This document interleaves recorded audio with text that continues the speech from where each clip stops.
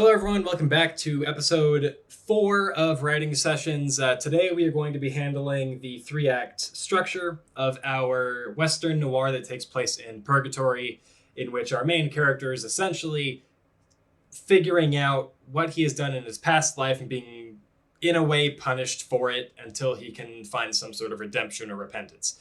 That is where we're at with the story after 3 episodes. So today we're really going to get the structure of this as a movie plotted out so that we can be able to go into individual scenes in the nitty gritty and create dialogue scenes for our next few episodes. Today I have this extra little camera angle here so you can see all the cards that I'll be writing right here with all the info. To my left I have a 3-act structure pulled up so we can stick with it as long as we want and then kind of deviate where we think it makes sense.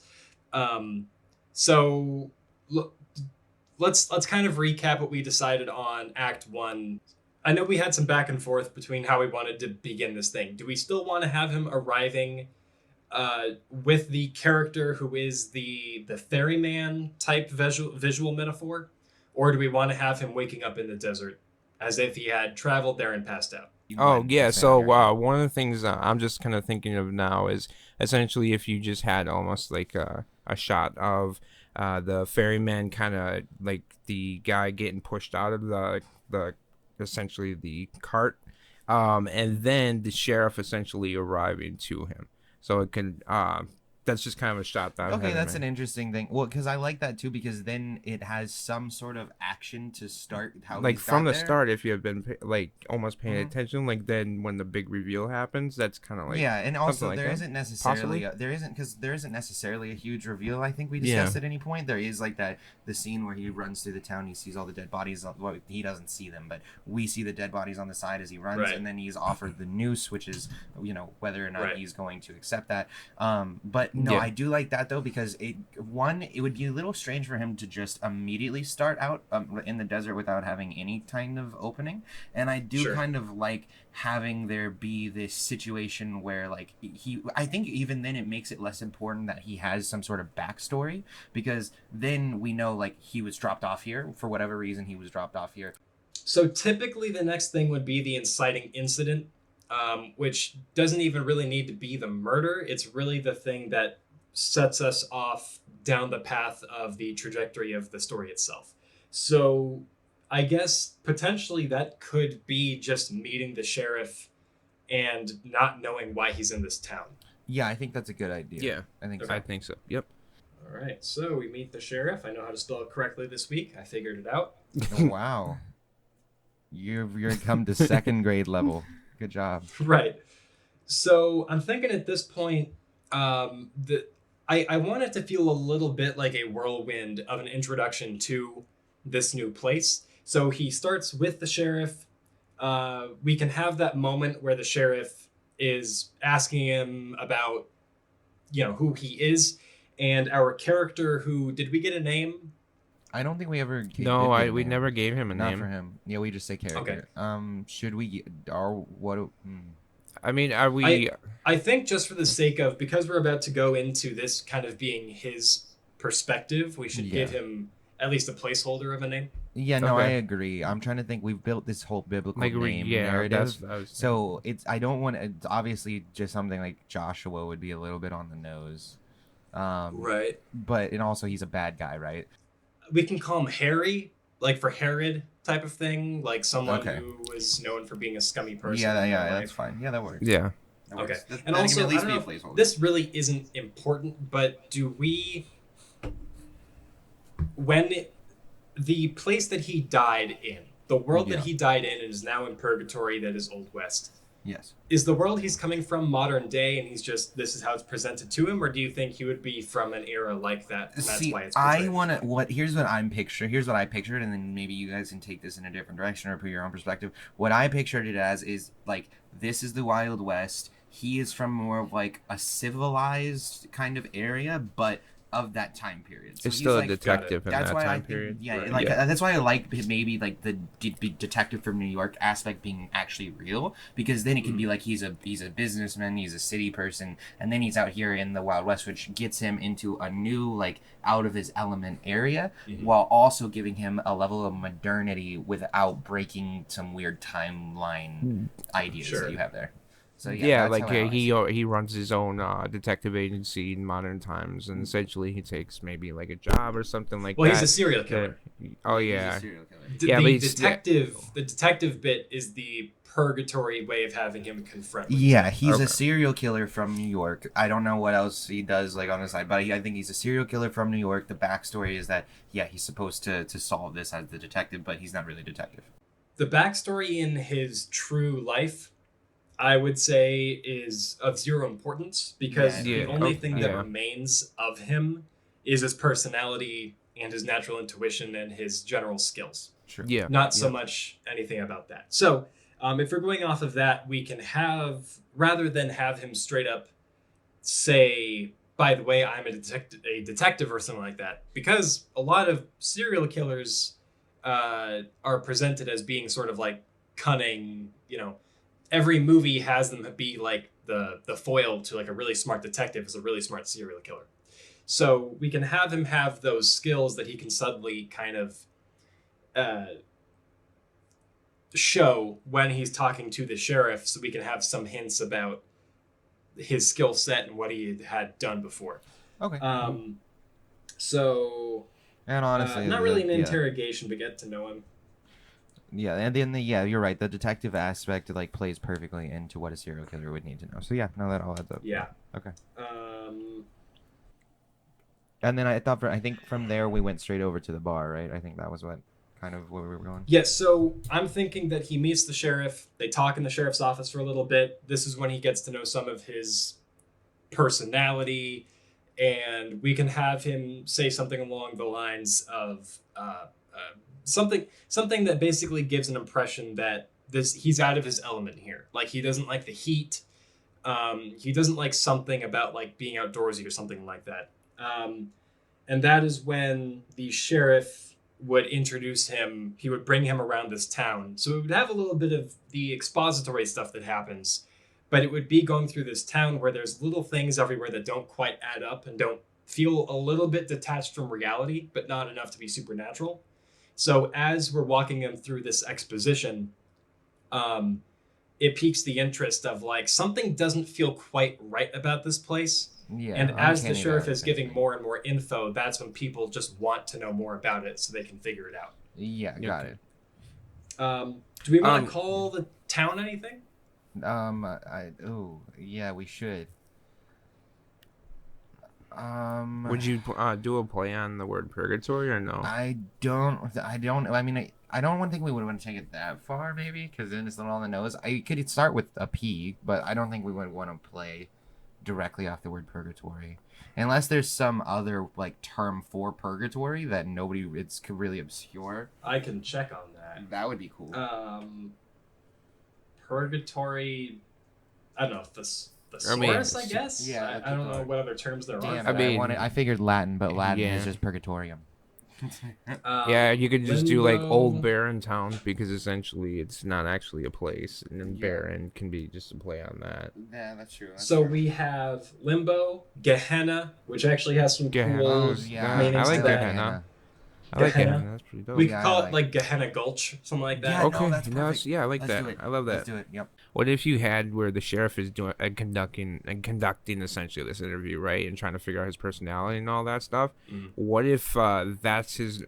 He takes that information and then essentially changes the entire environment in this town, based off of that information. He does that with every person that comes in. So I think what we could Oh. do instead of like so obviously you wouldn't show it or any of that. Yeah. But I like that. I think the questions can allude to like maybe he's trying to get. That's some why it feels past off. life Like thing. it doesn't. So that way, like maybe he can ask, "Oh, did you have a kid?" and things like that, and based off of like what his answers are, can give him a little bit of insight into how he can arrange this purgatory, which is not something that's shown Okay. or stated, but we know it, and then it can like that can be Right. add to the uncanny valley Yeah. effect.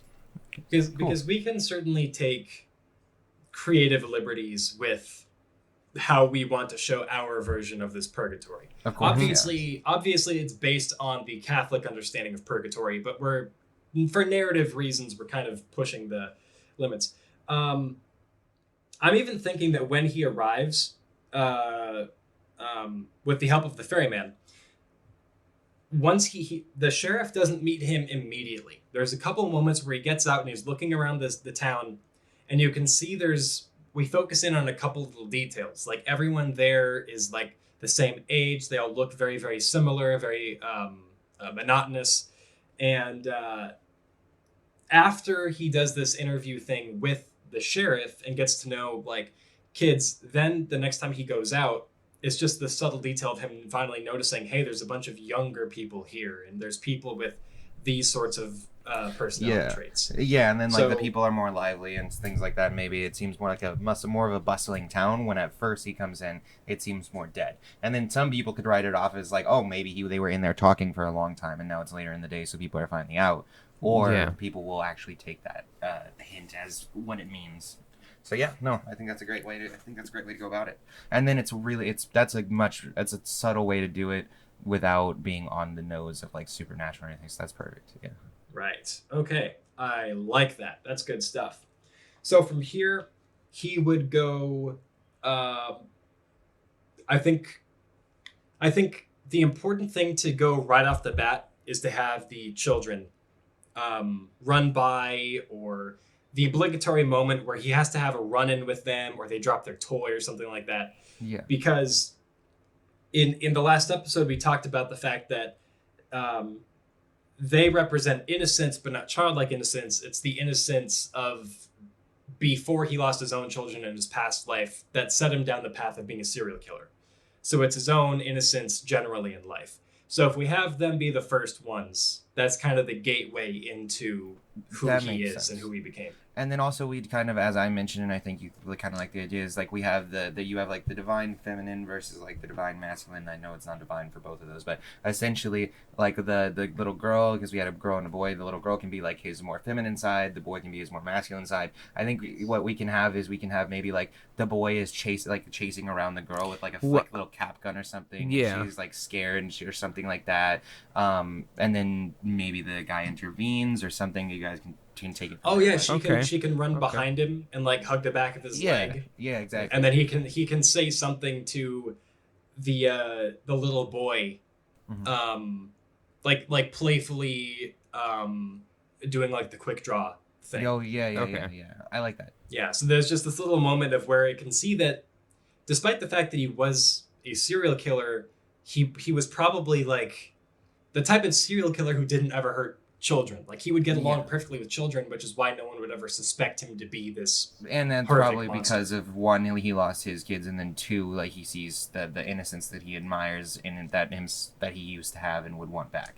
And so also that's great too about that, because that gives the girl a reason to then trust the guy and have a bond with him, because he like protected her in a sense, and then the little boy will respect him and have fun with him because now like he has a playmate, he has somebody who's willing to actually like interact with him in that way. So then that creates that bond instantly between our main character and the kids. So that works out perfectly. Nice. Look at that. We got our first. See, now that we're all on the same page, we're just rolling through now. Exactly. Cool. So I'm gonna add that little note there that then leads to, girl. What did we say? Feel safe around him is. Yeah. Because the boy respects him. The girl feels protected. Okay. Does it make sense because of what happens later that we go straight into Maggie, the whorehouse lady? So here's the thing: the dead mother. The reason that I said previously that he goes to that he goes to the bar is because obviously other than the barkeeper is the one that dies first. Besides that aspect, if he comes across all the people or multiple of these people, then he goes to talk to the barkeep. The barkeep is the one that's supposed to be the guide, and I thought part of the interesting aspect was that he loses the guide before he can get any like valuable information. So Sure. that's the only reason I thought we would go that way, and that way when he dies later, he could have had this path of this guiding light of, I can't remember his name, Abraham or something like that, Abe. Abe, yeah. But now he's gone, and so he can't even get more information than just like the little bit that he had. I'm thinking the first place he would bring him is the motel, because he wants to get him situated, and then once he can get settled into the hotel or the motel, whatever I just called it, then the sheriff and he can be like, all right, let's you've had quite a long journey. Then they go to the bar.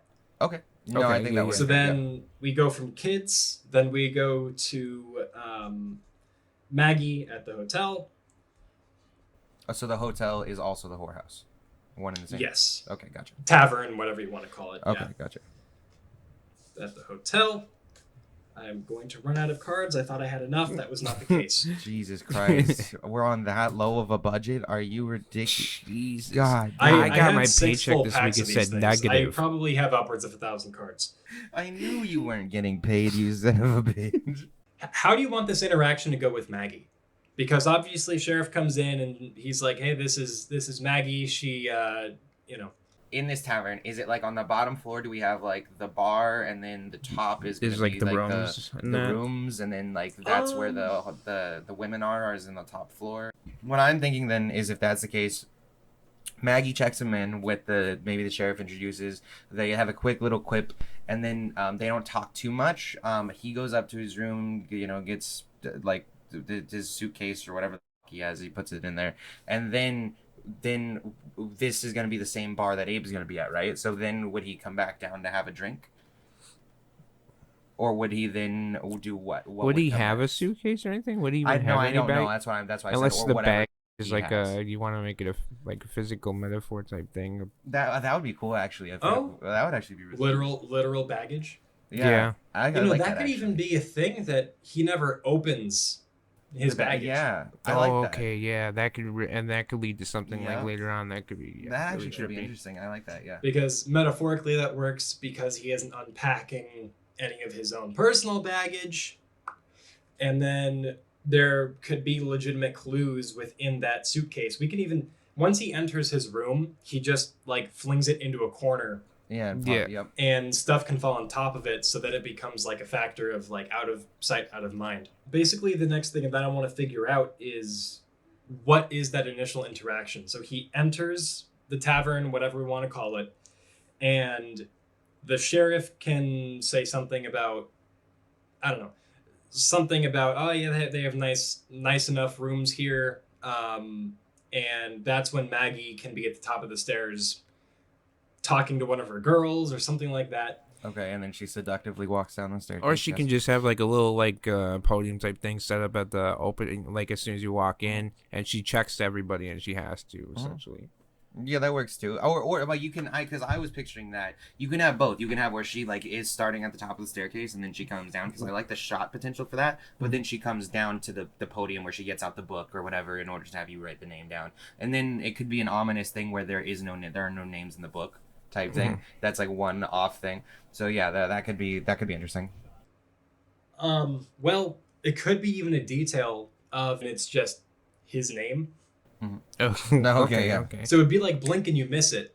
Yeah. But for anyone who pauses that, they're going to be like, why is his name already in this book like six times before now? Yeah, I like that. I like that's that. cool. Yeah, I like these are all good clues that aren't on the nose. So that's perfect. Shot selection wise, and I even think symbolically, her coming down the stairs is a really good way for them to be introduced. Her and the sheriff have some greeting back and forth, but as she is putting in the name, she can look up, and I'm imagining like a close up on her eyes. Like every noir has that close up on the eyes where it's just the ray of light over the eyes.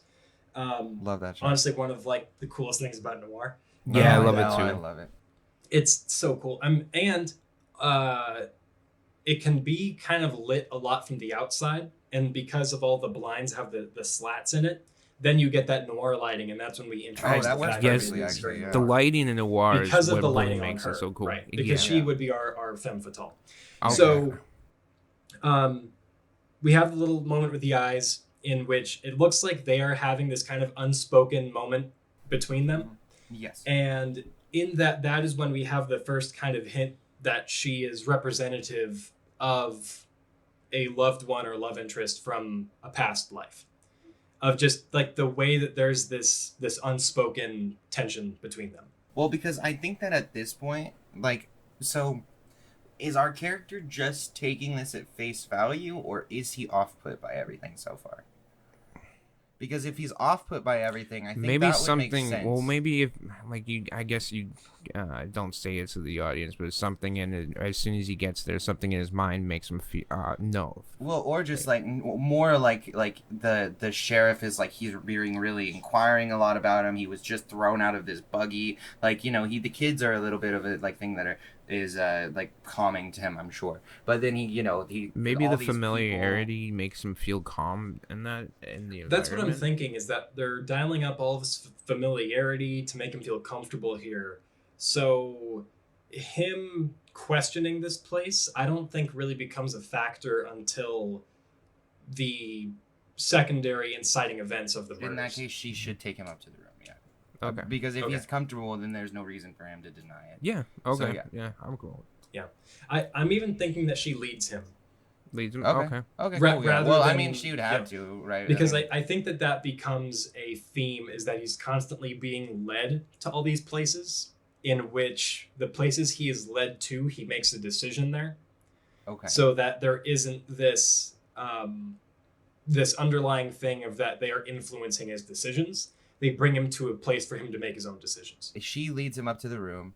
And then at that time, so he needs to make a decision. I think the decision can immediately be she offers him like a girl, or she offers to. Usually the mistress doesn't sleep with him, but it could be something along those lines. Or it could be no, because he's gonna have a drink. So it could have been an addiction thing where he's offered like a drink and then he has to turn it down. But obviously we're not gonna be doing that because he needs to go have the barkeep be a thing. But what decision would he make when he gets up to that room? What would that be? So Well, he throws the baggage, right? Like Yeah, it's he throws the bag. Oh, I guess that could be a thing. Like he chooses whether or not. That's the first thing. Is he's in his mind he's choosing whether or not to unpack his baggage or not. And he just decides to leave it for later. Yeah. And then he'd rather go have a drink. Okay. I think so, because she can even have a thing about once you're done unpacking, then I'll introduce you to Abe, and instead of unpacking, that's when he just flings it on the bed, or it just falls off the bed or something, and that is the decision of choosing to not confront himself. Because there's one thing that I love in mystery movies where it feels like they do these little actions that seem so casual and insignificant. And so when they connect later, then it's like well, it was so obvious, but I just thought it was a normal, casual thing to do. So I think that is what that can be with. Yeah. When they recontextualize the baggage. everything. And then it can even be a thing where towards the end when he is realizing it, before he goes to see the news, maybe there's a shot of the baggage again, when he's rumbling through the room, trying to find something or look for something or something like that. Mm-hmm. Some imagery like that. Right, because he's never going back to the baggage for the answers. Yes, exactly. It's Okay. it's the last resort of then unpacking it Yep. to understand, because then that can even lead into our original idea of when we had that original idea of the sheriff asking how he got here, and he was saying something along the lines of, I don't, I had a thing, he had an understanding of how he got there, but in this, he does have a physical piece of something that he just has to accept opening. And I don't think it'll be locked. I think that he could readily open it whenever he chooses to. Yeah. And even when he opens it, it could be like it could have literal answers or clues in there, or it could be empty to the sense that shows like, oh, this was all an illusion to begin with. And then by the end of it, once everything's been gone through, it would make sense too that like, because one thought that I had is the baggage could slowly disappear over time. But because overall he's going through and unpacking it like literally, you know, as he goes through. So by the end of it, if like we do that thing where he does finally open it, having it actually be empty could make more sense symbolically too, because one, it shows it was an illusion the whole time, and then two, now all of the baggage is already out in the open, and the only thing left is for him to decide. So anyway, right. Okay, so at this point, Maggie brings Harry down to Abe at the bar. And I think because of the fact that Abe is supposed to be this very likable entertainer kind of personality. Yeah. Even if we don't stick with this choice, let's assign an actor to the role of Abe so we can kind of get into the right headspace of who this guy is. Willem Dafoe. Jack Black. Not Jack Black. I don't know. Like a more subdued version of Jack Black. Is there someone who is like a more mellow Jack Black? Someone who's very personable. Hannibal Buress. People skills. Oh, I could see that. Hannibal Buress, I think. Hannibal from racist, so the Eric Andre show. And and he is funny, but he's like naturally laid back. He's very okay. I think that's likable vibe to him. I dig that casting actually. That's awesome. Yeah, that is a good idea. Okay, so we bring him down to Abe at the bar, played by Hannibal Buress, who's a super laid back guy, but he's very personable. Yep. And his interaction with him. How does it initially go? Because I'm thinking Maggie can introduce him. This is another moment in which he leads him to the bar for a decision of his own. Mm-hmm.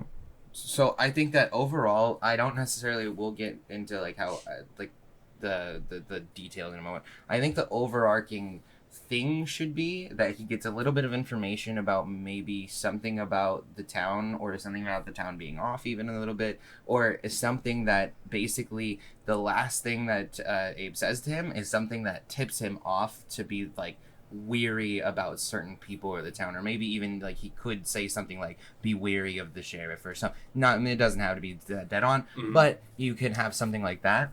And so I think that the whole point of it should be to get a tiny bit of backstory and to make our character have his first possible reason to be like, suspicious of this town. Now, so does anybody have any idea? Does anybody think that that's not a good way to take it? Or are there any extra ideas we can throw on that? What do we want to do?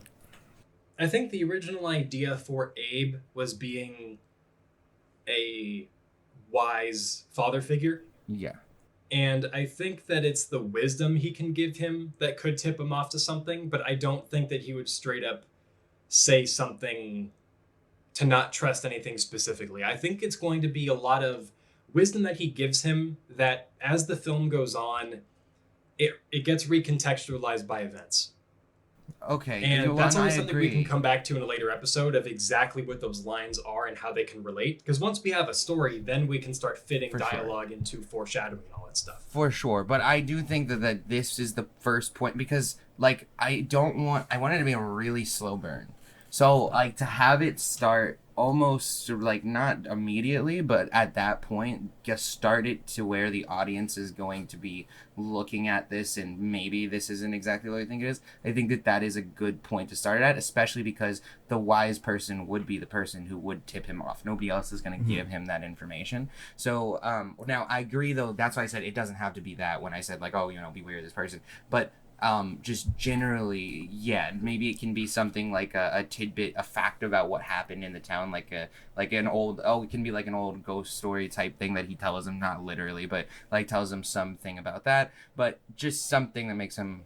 We can still have that slow burn, but I think that the slow burn in the scene with Abe is that it's one of those scenes where you just are watching two characters interact. There isn't really anything plot building. It's all a character building scene where you're just getting to know both of them and you're having kind of fun listening to their back and forth. And as the conversation goes on and on and on, there's this comfortability that falls over our main character, Harry, where he just feels comfortable with him, but not like best friend comfortable like we feed into that father figure. I'm on that, but what I'm thinking is, what's it called? Pet Cemetery guy, the old guy. Okay. But he's actually like really chill. You like Okay, him, yeah. and then he tells you a story about, like, for example, like in that one he told him the story about like the house burning down and something. Yeah. And it was just off enough, and just felt like something was missing enough for the main character to get an idea of like, hey, there's something not quite right, but not something wrong with the person. It was just something at large. Yeah, which I think you can put both those things together. I think you can have that be the starting point, and then the finishing point is just a fun night, like where they bond together. with drinking. You could do it in that order. Yeah, you could start with the story, but or you could even have the story just sandwiched in between it, right? You know, it could be any of that. It looked like you had an idea, Tim. Did you? Yeah, so I'm thinking we start with what Jason's talking about. We're on the same page there. Of you're just watching them interact, and it's just two fun people to be around while interacting. And we see that like time is passing, and at one point it gets a little bit more mellow as it starts to get later outside. And this is when Abe can tell him like a local ghost story, because I like that as well. And the ghost story symbolically, metaphorically fits into an action that happens later, which would be the act that is done on Abe to kill him later. Oh, perfect. okay. And because there's this story that was in what's his name? Alan something. He had the Scary Stories to Tell in the Dark books. Yep. Oh, Remember those? Yep. I remember. Some of those illustrations gave me nightmares. His Yeah, same. Wendigo story is about a guy meeting a Native American. I'm forgetting his name. And at one point he says something like, "My feet are on fire," and he's running into the woods. And the Wendigo gets him, and he hears all of these like Native American drums and all that stuff. And it's this crazy ghost story experience. It could be something along the lines of that, where it's an intense experience out in the wilderness ghost story, ending with the subject of the story losing his mouth or his tongue or something like that. So that makes it even harsher when Abe is killed off later, and it's so close in detail to how he's killed that now we don't have him to ask about why would he tell that story. Did he know more than he was letting on? Perfect. Yeah. Because I of think how that matches it close to home it hits. Because Abe can be some level of I don't want to call it comic relief. I would rather use the term comic levity. Yeah. Because levity and relief are two very separate things, and a lot of movies today don't really get that, don't understand what the difference is. Because, like, okay, Marvel movies, they'll have comic relief in scenes where it should be more dramatic, and the relief kills the drama. Levity gives you a little bright spot in the darkness. It doesn't take the darkness, throw it out, baby with the bathwater type of thing. Because it's not that he's being funny, it's that it's his personality that is funny. I'm thinking transition will be a little bit more harsh. Okay. Coming out of the ghost story that he tells. Because he has that moment where the comedic levity comes in, and he can say something like, well, it's closing time. And then it would basically be a smash cut to like the door slamming into Harry's face, like now he's outside, or now he's no longer in the bar. So smash cut to him no longer in the bar. At this point, it would be evening. And as much as I would love to jump into exactly what events are happening to get us right into the story, I do think that I want something more so that we can see him interact with all these people one more time before stuff starts hitting the fan. Because we agreed that Abe dies first, right? He's the one that, well, actually, we have three sets of main characters. Four main characters, 2 kids and 2 adults. We can have people turn up dead who are not main characters, like people we saw in the background or ones he had momentary interactions with. So that there are murders building up, so we build up to the tension of when do we have one of our main people die, because someone main has to die in this. Noir deals a lot with really harsh shadows, and I'm going to use my film degree. It's called Oh chiaroscuro. my god, you're gonna. Oh my use gosh, it's the hard light. Chiaroscuro. These scratches that you're alluding to, what if they're actually the demons inside his head? You're breaking my heart.